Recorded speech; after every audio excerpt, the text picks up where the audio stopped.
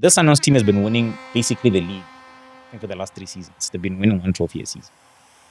You think if this special group of players, if they never have a season where they win the league, they win the Champions League, they pick up a domestic cup, do you think they will ultimately, as great as they've been, potentially go down as underachievers when you look at the potential they had?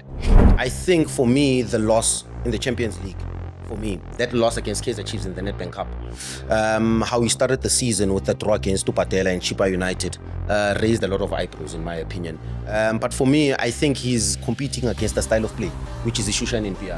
I think that's his biggest opponent. His biggest opponent is not Pirates and Chiefs or winning the league or the Champions League. I think it's the style of play. There are certain elements that you always find in a Sundowns team, but each coach will bring their own. Like Rorani had his own patterns of play and Ito had his own whatever, right? And I feel like sometimes when we talk about Shushan and Piano, for some fans, I feel like they wanted to look exactly like what Rorani's team looked like. And what is this Shushan and Piano? Like Shushan and Piano in simple form is something similar to what a tiki-taka is and total football is. So it's a combination of three styles of play. It's tiki-taka, it's total football as well as German transition. I think Cardoso is a very good coach. Let's start there. I think we need to give credit to Flemingbeck. I think he broke the market by bringing in a player from the Portuguese Premier League. I think for us to even bring a player from that space, to bring in Abo Ribeiro, Abo Marcelo Allende, he's done an exceptional job in my opinion.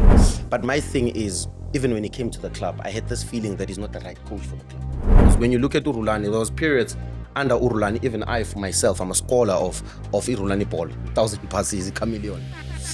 But there were periods where I said, I was honest even with him, I said, it looks a bit robotic.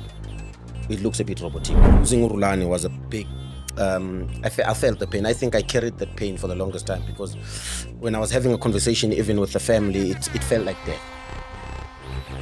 Defensively, I'm not convinced with Sundowns.